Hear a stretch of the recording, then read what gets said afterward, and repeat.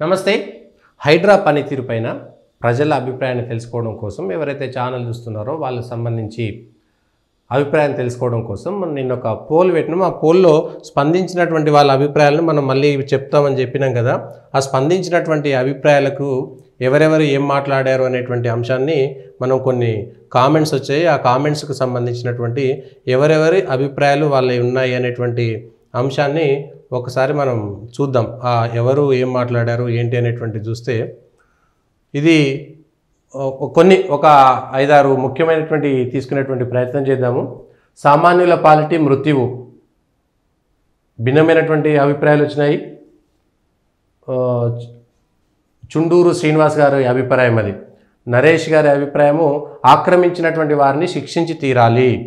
ఇది ఎవరికి వాళ్ళు సొంతంగా పెట్టింది.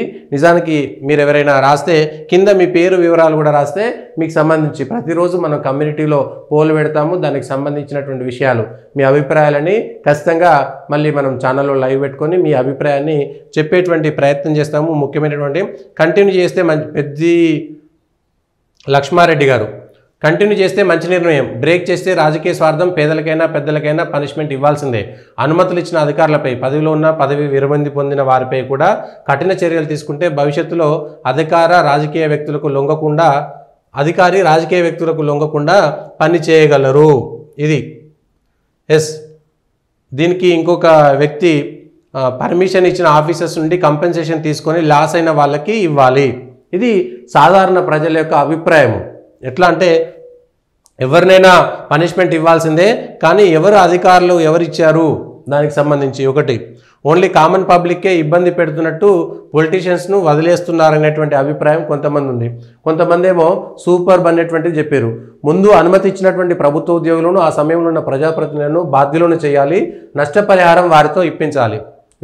కష్టమవుతున్నటువంటి వాళ్లకు నష్టపరిహారము ప్రభుత్వ ఉద్యోగులు ఎవరైతే ఆ సందర్భంలో ఒత్తిడితో చేశారా, లంచాల కోసం చేశారా, మంచి కోసం చేశారా పక్కన పెడితే వాళ్ళను బాధ్యులు చేయాలనేటువంటిది ఎక్కువ మంది చెప్తున్నటువంటి మాట. ఫాతిమా కాలేజీల సంగతి ముందు తేలిస్తే ప్రజలు నమ్మేవాళ్ళు. ఈ అభిప్రాయం కూడా మొదటి నుంచి ఉంది. కొందరిని కావాలని వదిలేస్తున్నారా, ఎన్టీఆర్ సంబంధించినటువంటి స్కూలు, ఫాతిమా కాలేజు, ఇట్లా కొందరిని ప్రత్యేకంగా ఎందుకు వదిలిపెడుతున్నారు, కొందరిని మాత్రం ఎందుకు ముందుగా శిక్షిస్తున్నారు అనేటువంటిది ఇట్లా చాలామంది తమ అభిప్రాయాలు చెప్పారు. భిన్నమైనటువంటి కొన్ని అభిప్రాయాలను మాత్రం ఇక్కడ ప్రజల ముందు ఉంచేటువంటి ప్రయత్నం చేసినాము. కమ్యూనిటీలో మీరు పెట్టినటువంటి కామెంట్స్లో ఖచ్చితంగా మీ పేరు వివరాలు కూడా రాయండి, ఇబ్బంది ఏం లేదు. అంటే అందులో మంచి భాష పెట్టి మంచి అభిప్రాయాన్ని మీరు పెడితే కనుక ప్రతిరోజు వాటికి సంబంధించినటువంటి వివరాలను మనం ఒక వీడియో చేయడం కానీ, వీలైతే ఉదయం 8 గంటల నుంచి వచ్చేటువంటి డైలీ మార్నింగ్ అనాలిసిస్లో ఆ లైవ్లో అయినా సరే చెప్పేటువంటి ప్రయత్నం చేస్తాను. కాబట్టి మంచి భాషలో, ఇబ్బందికరమైనటువంటి భాష కాకుండా మంచి భాష ఉపయోగిస్తే ఖచ్చితంగా వాటిని లైవ్లో చెప్పడానికి ఉపయోగపడుతుంది.